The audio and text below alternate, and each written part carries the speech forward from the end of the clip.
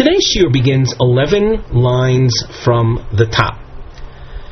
As is the case in many sugyas and shas, in the Daf Yomi context, we find that we begin a subsequent shiur on the heels of a previous shiur that we have left off in the middle of a topic. And that's the case over here. We were discussing Shitos Tanoim Rav Gamliel versus Rabbi Yeshua in how much believability, or when do we believe a woman in her claims of being kosher after in a situation of doubt concerning her having had intimacy with a man that may have rendered her unfit to the kahuna. Up till now, Rabbi Yeshua represented an approach that did not give too much believability to the woman. The topic heading that we see on the side, the nosei, we have written Stiro Rabbi Yeshua be'inyan kashrus isha. We're going to see what appears to be a contradiction with regard to the opinion of Rabbi Yeshua and the acceptance of the woman as being kosher. And when we speak about kosher in our previous shiur and in this shiur, we speak about her acceptability to marry a Kohen. The Gemara. Romi le Abaye le Rabba. Note, we're again 11 lines from the top. Abaye raises a contradiction to Rava. Umi Omar means in the presence of Rava. He raises a question. Umi Omar Rabbi Yeshua Einon Emenes. Would Rabbi Yeshua have really held that we don't believe her and we don't accept her original status, her chazaka? She had a cheskas kashrus. Up till the story involving a possible act of intimacy arose, we assumed she was kosher to marry a Kohen. So is it so that we don't set a woman upon her original chazaka viraminu? We raise a contradiction to that, where we seem to say that we do. Heyed Rabbi Yeshua Rabbi Yehuda ben Beseira al almonas Isa shehi kshera lekahuna. Rabbi Yeshua and Rabbi Yehuda ben Beseira testified regarding an almona, a widow. She's described as almonas Isa. Isa literally means dough. Dough is made of different ingredients that are mixed together. In this case, we're dealing with a woman where different elements arose, causing doubt. And even though there is doubt concerning this particular widow, she is kshera lekahuna. Now, what do we mean by almonas Isa? So ahead of time, let us point out there are different explanations as to what almonas Isa is. Rashi presents his explanation, and in the wide lines of Rashi, another opinion is brought, that of Rabbi Yosef Toiv Elem. But for our purposes, we're going to work with Rashi's first pshat. We also have a little chart that introduces the almonas Isa. Let us glance at the chart. The chart that we're looking at is in the upper part of the page in the margin. It's entitled Almonas Isa. The chart has numbers. The numbers represent sequence of events. Eventually, we're going to be focusing on the woman that's circled Isha. That you can see a circled Isha. That is the woman that we're going to refer to as the Almonas Isa. But how does this arise? So you'll notice on the chart, across the top line of the chart, there's a Baal, an Isha, and a Baal Kohen. A man was married to a woman. That's the Baal on the extreme right-hand side of the chart, first line. And stage one, he threw a get in the direction of the woman. A get is a divorce document, attempting to divorce his wife.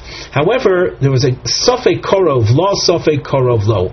In throwing the get, it wasn't clear whether it was closer to the woman, and if it were tossed in her direction and it landed closer to her, so she would be considered divorced. However, it might have been closer to him, never reaching her domain.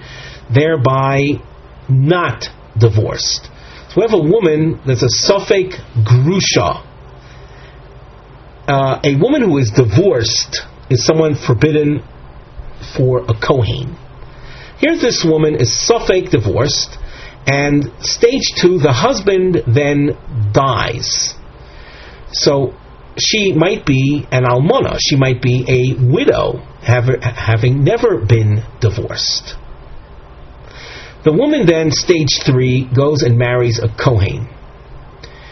What is this Kohen marrying? He's marrying a woman that is a Sofek Grusha, Sofek Almana. Now, on the grounds that if she were a Grusha, on the side that she's a Grusha, the child that results from a Kohen marrying a divorced woman, the child is labeled a Cholol. A Cholol is someone who is whose father the father was a Kohen, but he is stripped of Kohen status because his father married someone unfit to him. In this case, the father married someone who is possibly unfit to him. So that's what happened at stage 3. A Kohen married this woman. Stage 4, a child is born. That's nolad. That ben is born. Stage 5, the ben marries a woman. The woman that we see is encircled. Stage 6, that ben who is a Sofek Cholol, ben dies, leaving a widow. That widow is called Almonas Isa.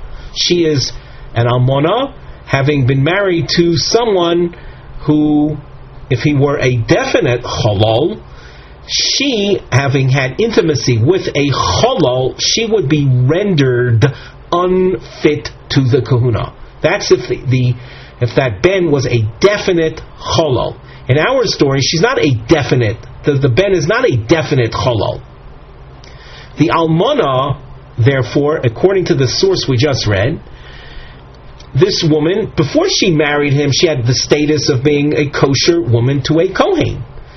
Who did she marry? She married a person who was a Sofek Cholol.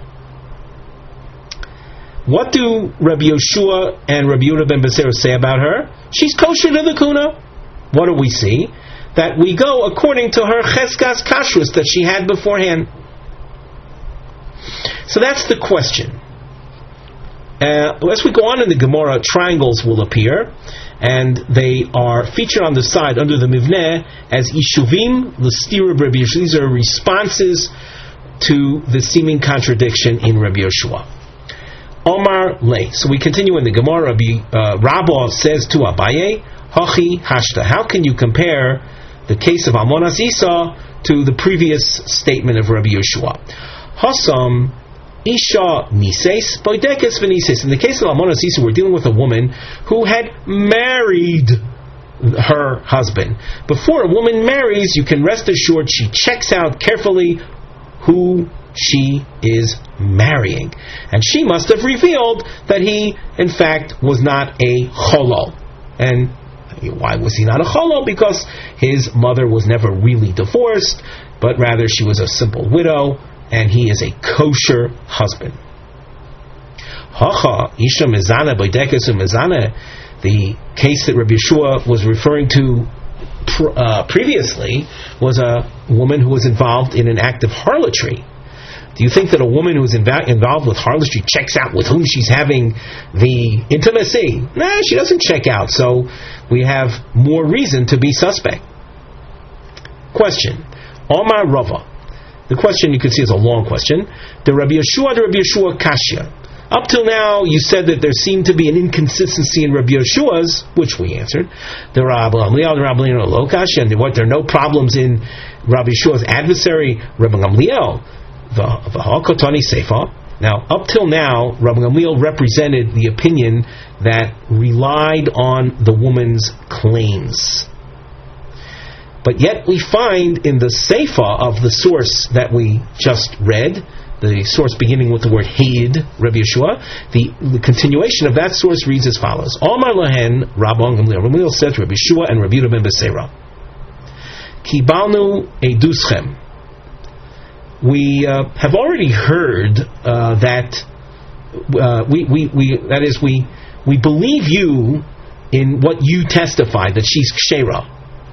We believe that that's what you heard. But what can we do? Sharei Goza Rabin Yochanan Zakai Shalola Hoshi based in Al Kach. But what can we do? Says Rabbi Gamliel, reflecting a restrictive tone. In that Rabbi Yochanan Zakai, he ruled that the court will not sit in session regarding this matter because it's an open and closed case. The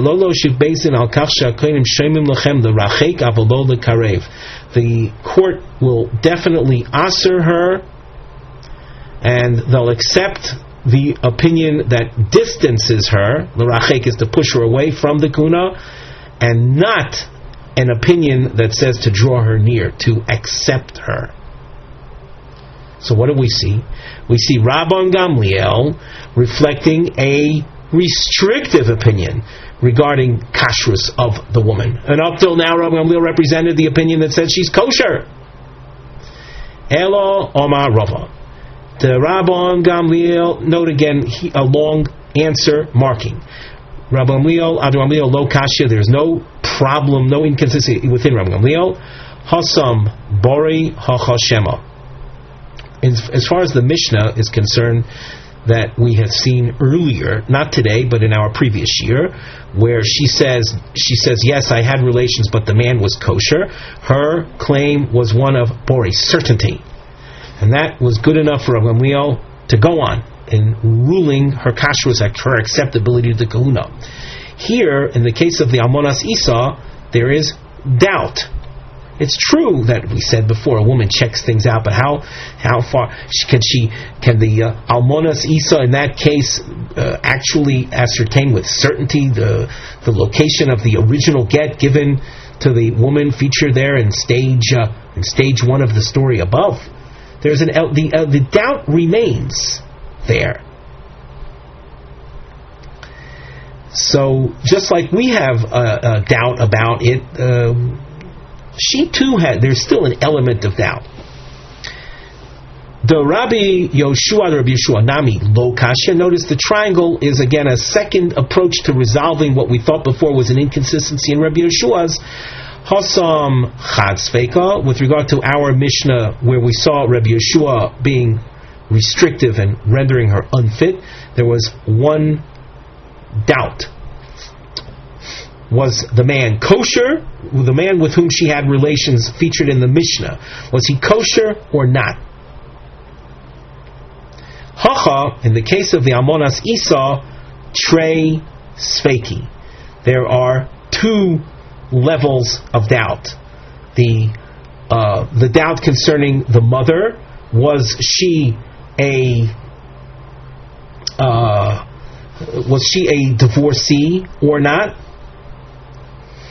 And the Almona herself, who comes to us who is presented to us as a result of having been married to her son. So that is called a sfeik sfeika, and a sfeik sfeika is considered far removed from true prohibition, from real stringency. Therefore, there's room for leniency and accepting the Almonas Isa. Now, to summarize, the Gemara goes on and says, Hilkach, l'Rabban Gamliel, we see Rabban Gamliel's approach to these matters, Olim le Bori. Olim means strong. There is strength to the claim of certainty that a woman makes when she says, I had intimacy with a kosher man. Even when there's only one level of doubt, one element of doubt, Rabban Gamliel still relies on her claim of Bori. The Kil Le Shema, and a claim where there is doubt in the claim itself is very weak. Kil means light, it's weak. Even in a case where you have the double suffix, like the case of the Almonas Isa, Rabban Gamliel was going to be restrictive.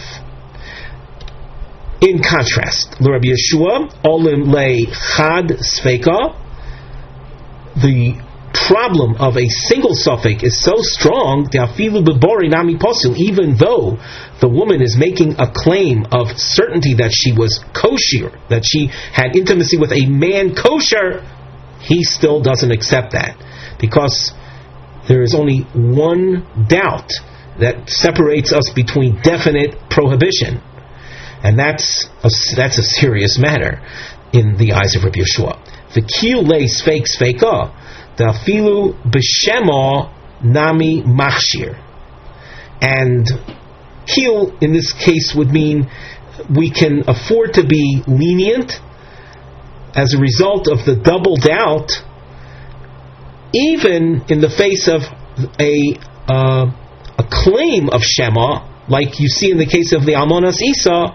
But since the issue is one of a double doubt, Nami Machshir. Rabbi Yehoshua is willing to be Machshir. So Rabbi Yehoshua puts a lot of emphasis on the fact that something is a Sfek Sveka, and Rabbi Gamliel places a lot of emphasis on a Tainus Bori. Tonu Rabbanan. We have a Tanaic source, and we must say a word about the Gemara structure. We have a Tanaic source which features a number of Tanaic opinions in it. The source itself might have points that are vague, have no fear though. On the top of Omid Beis, you'll notice 6 lines from the top of Omid Beis, diamonds appear. Those are quotes from this Tanaic source, and the Gemara will then go back and analyze the points mentioned in this source step by step, and later in the Gemara it will then summarize the 3 shitas, or present the various shitas in this source in a systematic fashion. So we have basically one discussion from this point all the way down till the Mishnah on the lower part of Omid Beis. Tonu Rabbanan. Ezohi Almonas Isa. What is the Almonas Isa that we heard Edus above? We heard testimony that she is kosher. Of course, that was what we saw in the name Rabbi Yehoshua and Rabbi Ben Beseira.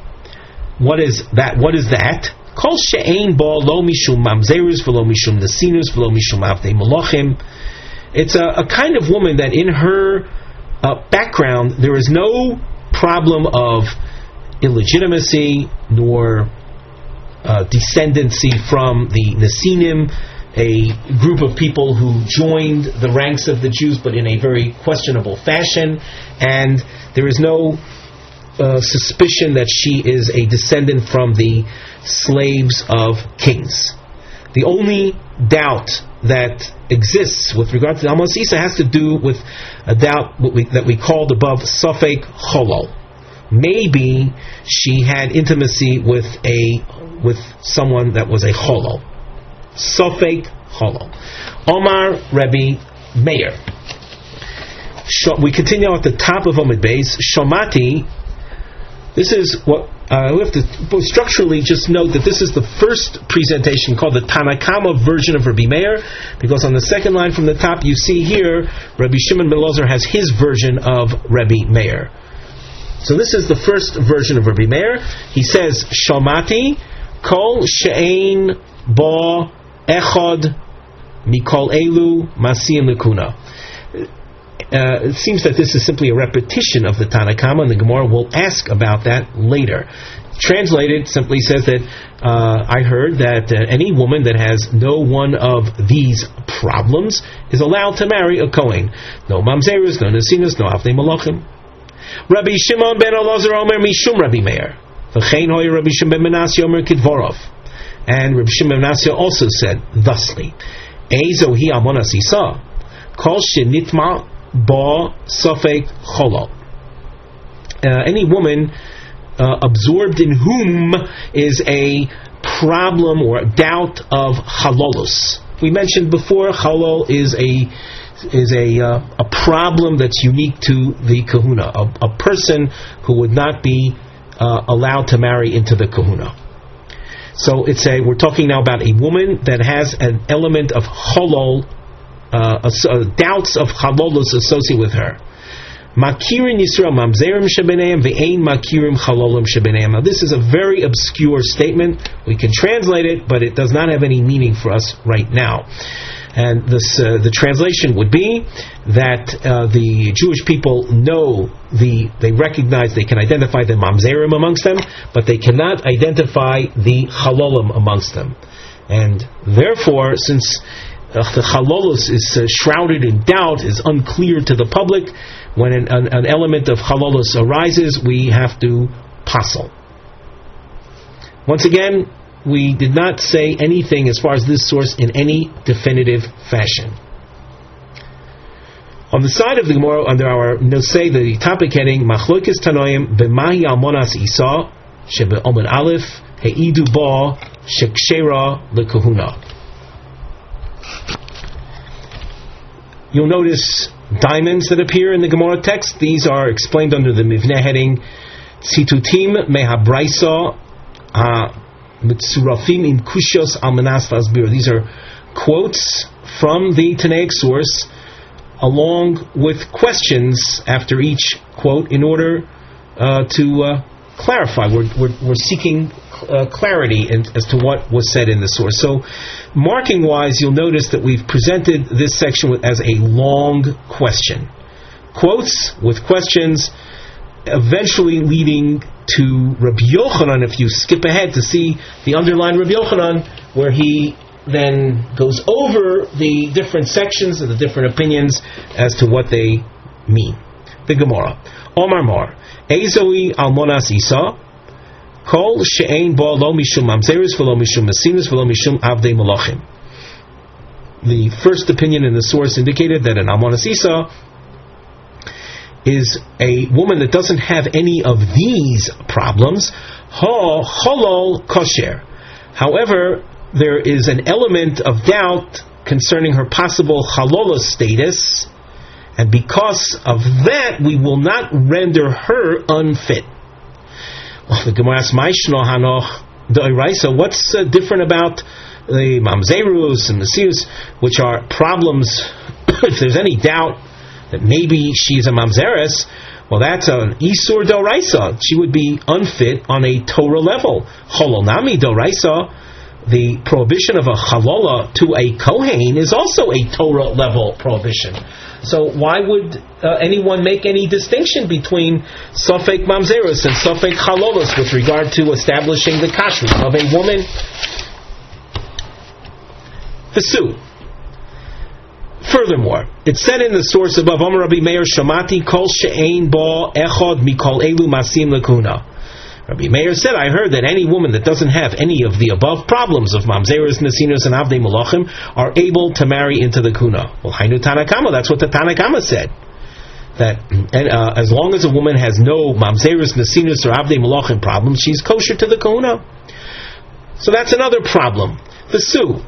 Furthermore, Rabbi Shimon Ozer Omer Mishum Rabbi Meir V'chein hoya Rabbi Shimon Menas Yomer Kidvorov Eizu Amonas Isa. What is that? Kol shenitma bo sofek cholol makir nisra mamzerim shebenehem v'ein makirim chalolim shebenehem.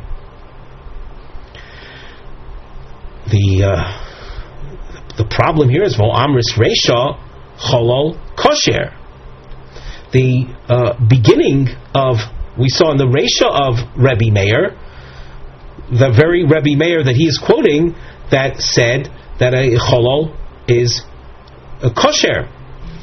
Let us be a little more accurate in our explanation. In this source, it said, what is an almonas Isa?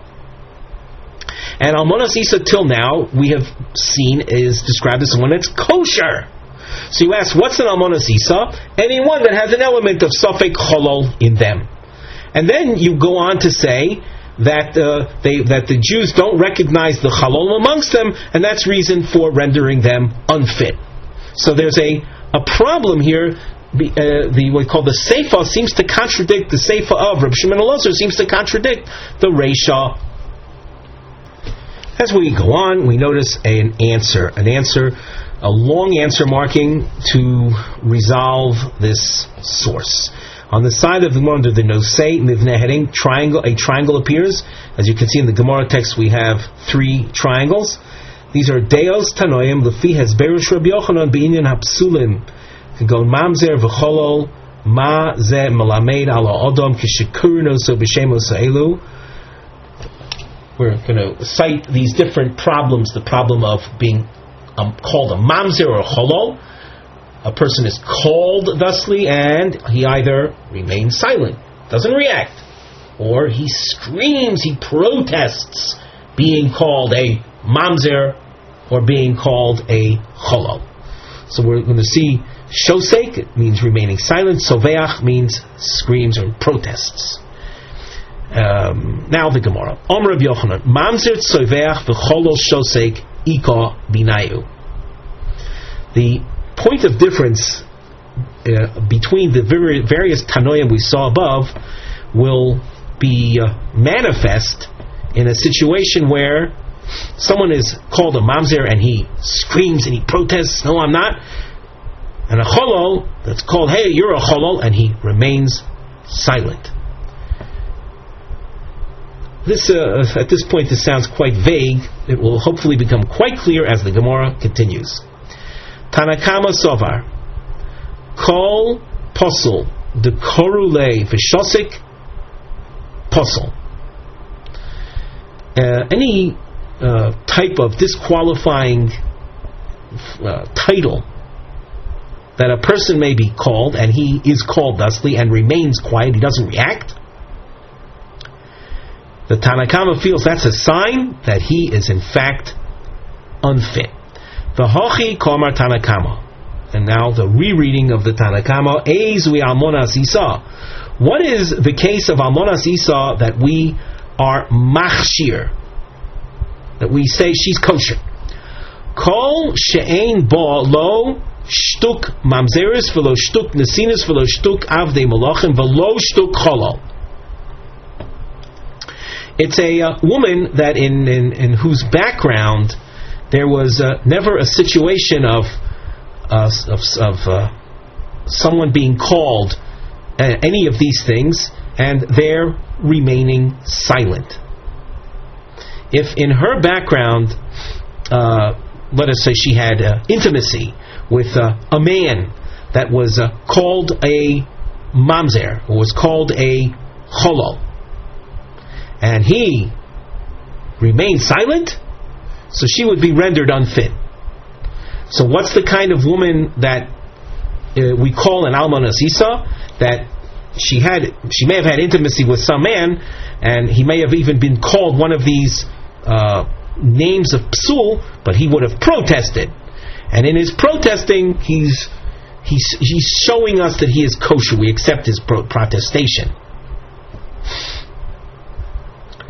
The silence, on the other hand, Rashi explains, if he was called one of these things and he remains silent, he is in effect conceding to what they're calling him. And Rashi points out that when the original source, the original text had said, Kol she'ein bo lo mishum mamzeres lo mishum nesinos, what the text meant is there wasn't any of these things in silence. Let's continue. V'ka'omar lei Rabbi Meir. Rabbi Meir responds to the Tanakama. Hanochu de kaposil lei bakohol. The cases that were featured in the original source, Mamzerus, Nesinus, and Avdei Malachim, those are examples of people that are unfit to marry into the rank and file of the Jewish people in its entirety. It's called Psul Kohol. They're unfit to the whole congregation, to all of the Jews. So, therefore, I can understand that if the guy remains silent, that would render him unfit. That would show that he's conceding. If someone, though, is called a cholol and he remains silent, that doesn't indicate that he's a cholol. The hadishasik, regarding his silence, that's not his conceding to it. He doesn't care that he's being called that. It's not a title that would render him unfit to marry into the Jewish fold. Therefore, he just remains silent. But that's not a silence that he's really a cholol. He's silent because he simply doesn't care that he's being called that. And as far as Rabbi Meir is concerned, he's totally kosher. And if a woman had relations with a man that had been called a cholol and remained silent, she is kosher. So, according to Rabbi Meir, the Almonas Isa is a woman that had relations with she might have had relations with a man that was called Mamzer, Nosin, and Avdei Malachim. For her to be considered kosher, that man would have had to protest those names. But if he had been called a cholol and did not protest it, that's not a sign that he was a cholol, and she would still be kosher. V'ka'omar lei Rabbi Shimon ben Elazar l'tanakama de Rabbi Meir. The third opinion in the source responded to the first version of Rabbi Meir, and as we pointed out before, this is not a response to the first opinion in the source, but rather to the section in the source where we saw Omar Rabbi Meir. So Rabbi Shimon Elazar says to that first presentation of Rabbi Meir, Ishmi Allah de machshu Rabbi Meir b'shtika. If you heard Rabbi Meir holding that someone was kosher in their silence, lo de koru le cholo v'shosik. Not a case where a person is called a chol and remains silent. Elo de koru le mamzer v'shosik. Rather, a case where he was called a mamzer and he remained silent. And this is not like the first opinion in the Brisa, who pasoled anyone who remained silent. This opinion is saying that if someone were called a mamzer and remained silent, he would still be kosher. Hai deshosik, Sovar, his silence is explained as follows. Mamzer kola islay. A real mamzer is known anyway. I'm not someone that was known as a mamzer. This guy's calling me a mamzer, but I didn't have a reputation of being a mamzer until now. Until someone called me that. So I was a person, I didn't have this koil. A real mamzer is already known. And therefore, just because he's calling me a mamzer, not someone that was known as a mamzer, there's no reason for me to speak up. It's clear that I'm not a mamzer. Avol mamzer v'tsoiveach v'cholo v'shosek posel. A person who protests being called a mamzer, that is already a sign of suspicion that he's a mamzer. As we said before, if he had nothing to worry about, there was no kul about him, he would have remained silent. Why is he screaming? There seems to be a problem. And likewise, a cholol that's shosek is a problem. V'hai di'ishtik, the cholol that remains silent, why does he remain silent? Sovar, he figures mistaya delo mafki le mekol. It's good enough for me that they're calling me a cholol and not calling me a mamzer, thereby casting me out of the entire congregation. As we mentioned before, a cholol is someone that's only limited with regard to Kohen matters, but is still kosher to the rest of the assembly. So he figures, I've got problems, and it's better for me to remain silent. So the silence of someone who's called a cholol is for us highly suspicious, and certainly would render the woman that had intimacy with him unfit to the kahuna. As we go on in the Gemara, you'll notice there are two sources where we introduce them with underlined Tani Chada and 2 lines later Tanya Idach. Two sources that appear at first glance to be contradictory, and the Gemara then resolves them. Tani Chada, one source says Rabbi Yossi Omer shtuk mamzer kosher, shtuk cholol posel. V'Tanya Idach shtuk cholol kosher, shtuk mamzer posel. In other words, just the opposite. hopefully it's clear to us that when you see the expression shtuk mamzer, it's a reference to someone being called one of these things, either mamzer or cholol, and they remain silent. So how are we to resolve these two? Lo kasha, there is no contradiction. They represent two different Tanaic opinions that we saw earlier. Ha Tanakamo Alibo de Rabbi Meir. Source 2 is the first version of Rabbi Meir that we saw above. We saw above Rabbi Meir saying that shtuk cholol is kosher. In source number 2, that's what we saw, that shtuk cholol is kosher. And the case of shtuk mamzer, Rabbi Meir said, was pasul. That's what source number 2 says. Source number 1, ha de Rabbi Shimon ben Elazar aliba de Rabbi Meir. In source number 1, we saw that shtuk mamzer is kosher. That was what Rabbi Shimon ben Elazar had said above, that a person who is called a mamzer remains silent. It's not a sign of his agreeing that he's a mamzer. It's simply that he figures a real mamzer everyone would know about, and that didn't apply to me.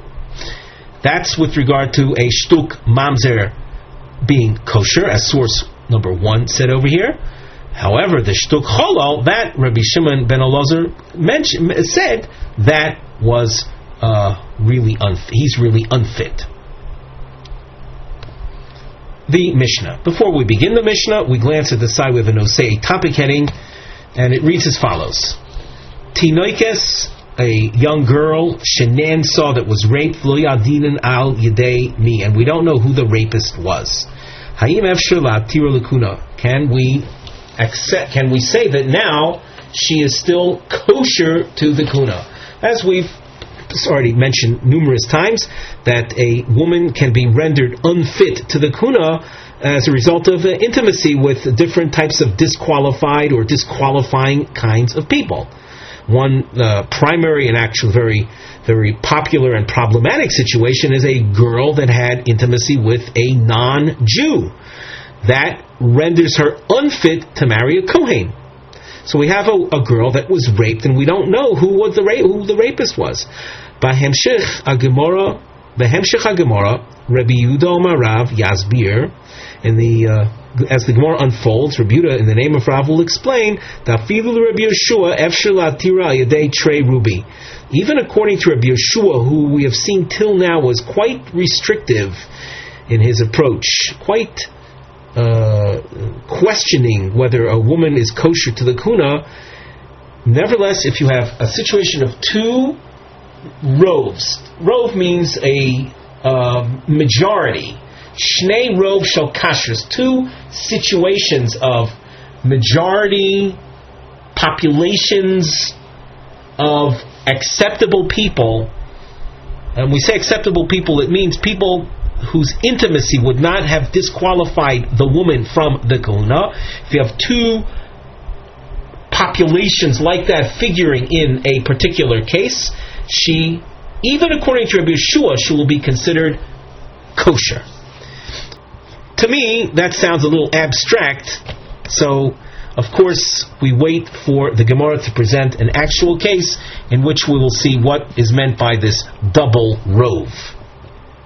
The Mishnah. Amar Rabbi Yossi, Maisa betinoikes shiur de lamalos mayim min ha'ayin, a story involving a girl that went to an ayin, as a well, to fill up water, v'nensa, and she was raped. Amar Rabbi Yochanan ben Nuri, imroiv anshe ir masin lekahuna, harezu tinose lekuna. If the majority of the community are people that are kosher with regard to the kahuna, so she is kosher to marry into the kahuna. That would mean that if the majority of the people in that community were regular Jews, that's called Masiin Lakuna for our purposes, regular Jews as opposed to Mamzerim or Nesinim or Ovdei Kechavim. So if the majority are rank and file Jews, so we can assume that it was one of them that raped her. Terrible thing, of course. We certainly decry and denigrate anyone who does such a thing, but nevertheless it doesn't render her unfit to the kahuna. Omar le Rava l'Rav Nachman. Rabbi Yochanan ben Nuri di Omar Keman.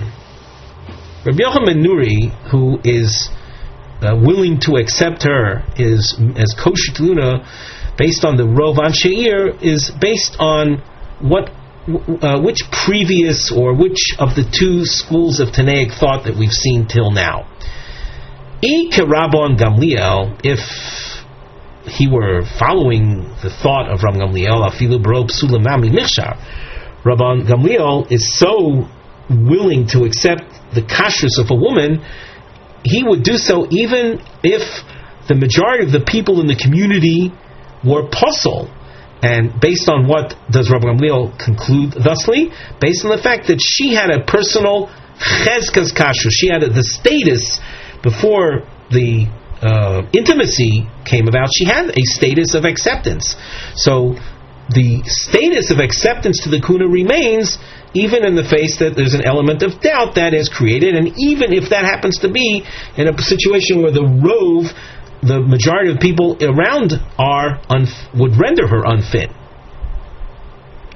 If Rabbi Yochanan ben Nuri was trying to reflect the opinion of Rabbi Yeshua, Rabbi Yeshua would not accept her even in a situation where the majority of the people in the vicinity were kosher. Whereas Rabbi Yochanan ben Nuri says, since the majority of people in the vicinity were kosher, she remains kosher. And we say kosher means a woman that could then can still marry a Kohen. Omar Lei. Rav Nachman responds that Rabbi Yochanan ben Nuri essentially is based on Rabbi Yeshua. Why then over here is she kosher? The Gemara will explain very shortly, because here you have two roves upon which you can base the kashrus.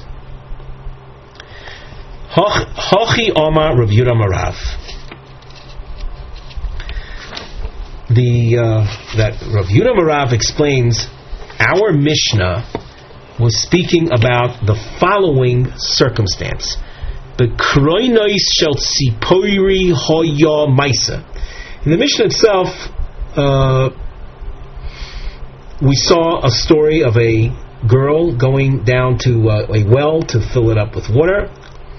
The story is explained by Rav Yehuda Marav as having taken place in the town of Tzipori on a day that caravans and merchants came from somewhere else to that place, to Tzipori. Uchida Rabbi Ami, and in line with Rabbi Ami's analysis, Diyomer Rabbi Ami, v'hu shoy sosio shel b'nei odom ksherim oiveres l'sham. The travelers, the caravan that came there was a caravan of people that were kosher. So now you have majority of the town, it's called Rov Ha'ir, and you have the majority of those outsiders as well that came to the city. That's called Trey. Trey means two roves. Uch Rav Yanai, and also in acceptance of Rav Yanai's commentary or explanation, the Omer of Ayanai. We skip to the next, after the brackets on the next line. Niveles b'shas kronos ksher lakuna. If the intimacy, the rape had taken place at the time that the caravans were in town, she would be kosher to the kuna.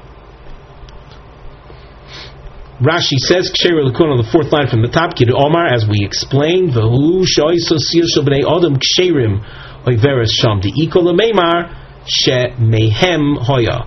This gives us grounds for thinking that it was one of them, and they were kosher. Now we skipped a bracketed section which contains information or text that's not accurate that the Gemara had to fix. We read the final version, but now let's read over the bracketed section. The Omer of Yanai, Niveles Bekronos Ksheira Lekahuna. Now, translated, that would mean she had relations on the koron. The koron is the cart, the chariot, the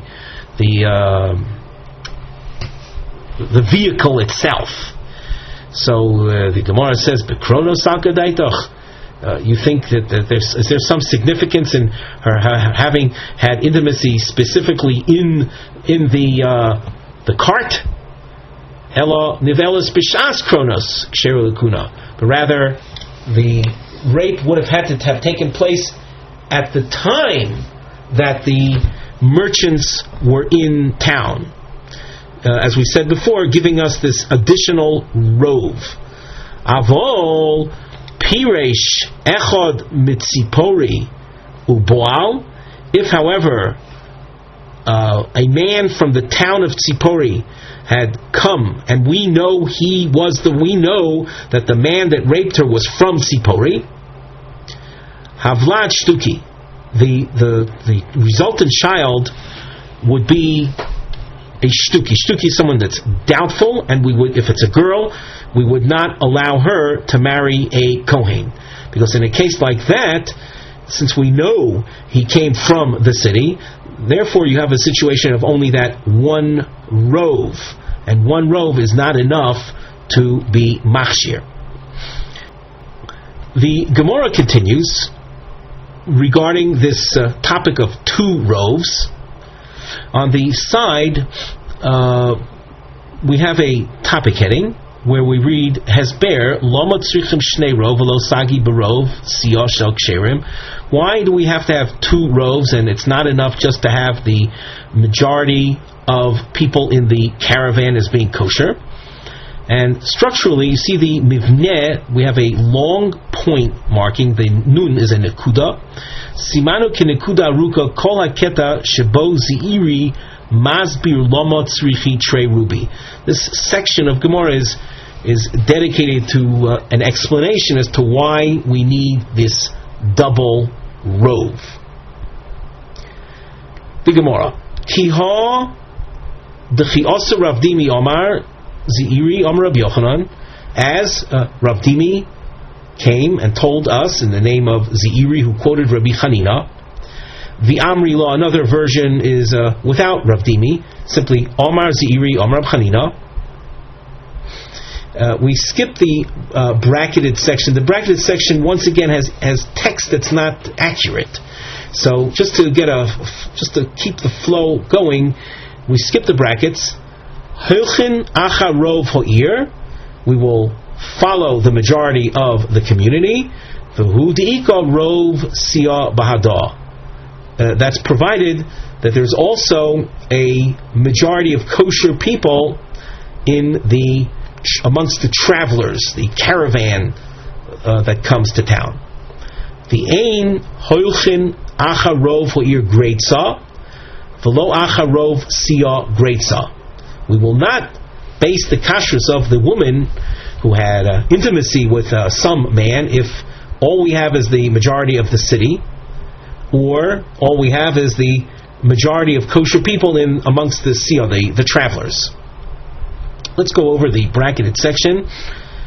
We pointed out that this is not accurate, but let's read it.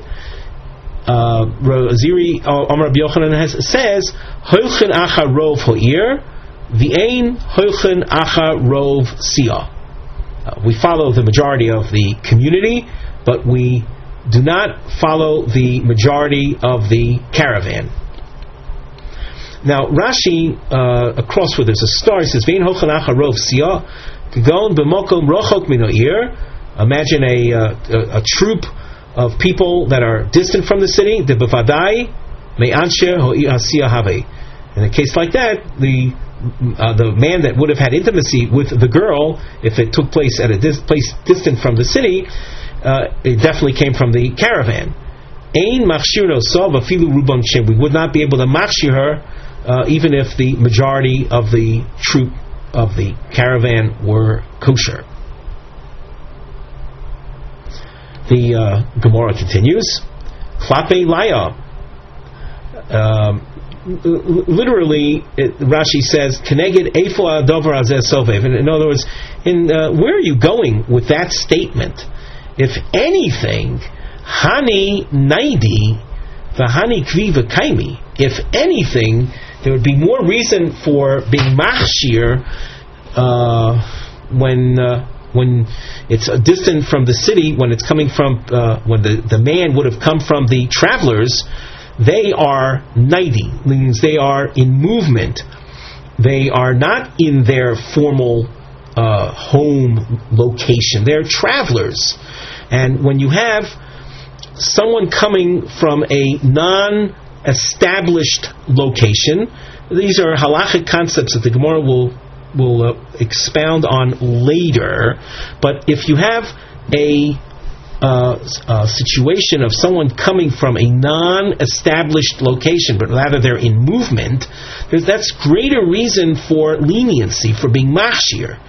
People in town, the statement that was made 2 lines above, Hani Hochanach HaRav Ozer, if anything, we wouldn't follow the majority of the city. If you're dealing with people in town, they are kvi, they're in their location, that's their place of dwelling, they're kvi v'kaimi. And in a case like that, the halachic principle says that even if you have a majority of people that are kosher and there's one person there that's unfit, since it's in the situation is in their established location, their mokum kvius, kol kavua kemechza mechza domi, we have that that this violates statistics, and says that if you have an element of doubt that arises in a place of establishment, then it's viewed as a 50-50 chance of being kosher versus unkosher. In other words, you don't have a majority. So this statement of Hochanach HaRav Ozer ve'ein Hochanach HaRav Asiyah does not make any sense. So what must have been said? It's that which appears right after the brackets. Hochanach HaRav Ozer v'hu dika rov siyah ba'ado. If you have 2 rovs, you have the majority of the town are kosher people, and you have the majority of the travelers that are passing through town are also kosher people, and she was raped, or she had intimacy with some man and we don't know who, we can machshir her. The ein Hochanach HaRav Ozer greitza, we will not base ourselves on the mere fact that the town majority is kosher, the majority is kosher there, v'lo acharov siyah greitza, nor would we rely on a situation of the majority of the travelers as being kosher, but we have to combine the two. We have to, in order to have a situation where a girl was raped by someone we don't know, it's as we said before, she would have had to be raped in town at a time that the majority of the travelers passing through were, in addition to the town rove of the people being kosher to the kahuna, so too the majority of the travelers passing through. My taima. So the question here is, why is rov siyah not enough? After all, we did say above in passing, and Rashi mentioned it, that people who are in a state of movement is actually greater reason for leniency. So why don't we rely on rov siyah alone? Answer: Gzeira rov siyah atu rov here. We don't want you to rely on a case where all you have is the majority of the travelers as being kosher. As we suggested before, if you have a case where a woman was, let's say, was out of town and it was in the vicinity of some travelers, a caravan, and the majority of the people there were kosher, we're not going to say that she is kosher simply as a preventive measure, so we wouldn't rely on a case of rov ha'ir. Question for rov ha'ir nami. Even in a case where the majority of the town is kosher, why do you view that as being a dismal situation? In other words, you just said the line before that we make Gzeira rov siyah because of the big problem of rov ha'ir that are kavua, they're in their established location. But 1 second, even where you have a rov ha'ir situation, the majority of the city, albeit they're in their official location, Azli inhu legabah, if some man went from the town to where the girl was. In other words, he left his house, he went to her. Called it porish, meruba porish. This is a halachic concept based on psukim that says that anything that left, porish means to separate, separated, he left his house, he left his formal location, he went to where she was. So he is said to have come from the majority. The majority of the town are kosher people. So why do you say that just because you have rov ha'ir, she is definitely considered unfit? What's the case? Lo tzricha. Rather, the case where rov ha'ir presents a problem for us is the ka'azla ihi legabayu. She went to the man. She left wherever she dwelt and went to where the man lives. Tahavile kavua. The man who is in his formal location is kavua. He's established in his formal location. V'amar bizera kol kavua k'mechza al mechza domi. Whenever you have a situation of, let's say, an element of doubt arising where the element or the party is in his formal location, at best then it's considered a 50-50 situation. If we take a look at Rashi, we have a double star in the Rashi. You skim down the page a little bit, you see in the Rashi, Hilkoch afilu barov ksherim. Therefore, even if you have the majority of people as kosher, or rov ha'ir or rov siyah, posel, kerebi Yoshua, she would be considered unfit. Umishum trei rubi achshara. And in the original story in the Mishnah, in our Mishnah where we saw the girl had gone to the well, was raped, and she was still considered kosher, it's because you have two roves. Umishum trei rubi achshara deleko lemigzar midi. We have two roves. That already is reason enough for us not to make any gzeira. The Gemara asks, and the question lasts a number of lines, Umi bo'in on trei rubi, do we really require two roves?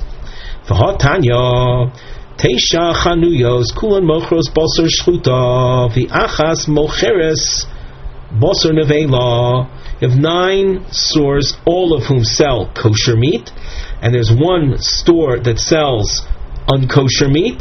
V'lokach me'achas mehen v'ein yodea me'ezeh mehen lokach. Fellow bought from one of the stores, but he doesn't know from which store he bought.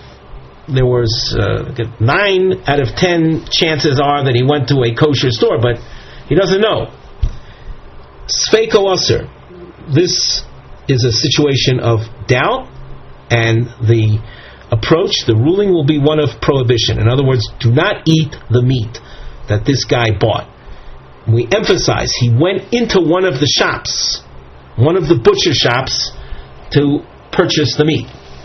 There's another case, uvenimtza haloch achar harov. If meat was found out in the street of this town where 9 shops sold kosher meat and 1 sold unkosher meat, and you found it not in the shop but rather outside, haloch achar harov, you base yourself on the rov. What do we see here? That the fact that you have one type of majority, that's enough.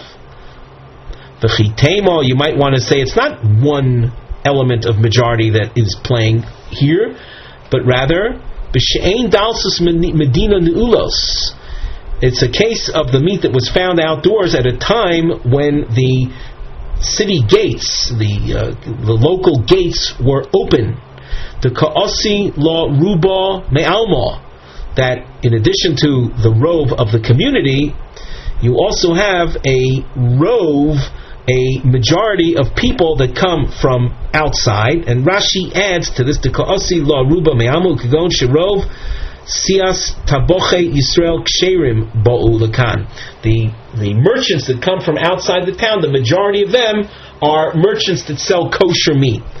And now we would have 2 roves. You would have rove of the immediate town plus rove of the travelers coming through, also represent people who carry kosher meat with them. Yeah, but that's not the case. The meat is considered kosher even if the gates of the city are closed. It's found at a time that there are no travelers coming from outside. All you have is one majority. So if that be the case, why above, in the case of the woman who had experienced intimacy, is there the requirement of 2 roves? The Gemara answers, Male osu biyuchsin. There is stringency that we apply when it comes to matters of yuchsin, of purity in genealogy. We want to have people with pure backgrounds, purity, and in striving for that, we apply stringency.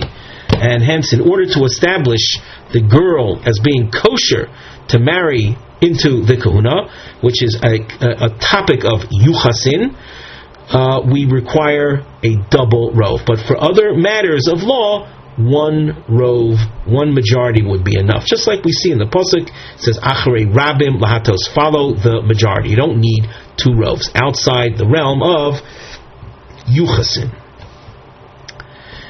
Later in the Gemara, we will see then sources for this issue, for the points we mentioned above about things that are found in their place of kvius, in their established location, versus things that are not. But Amir Hashem, that will be left till the next shiur.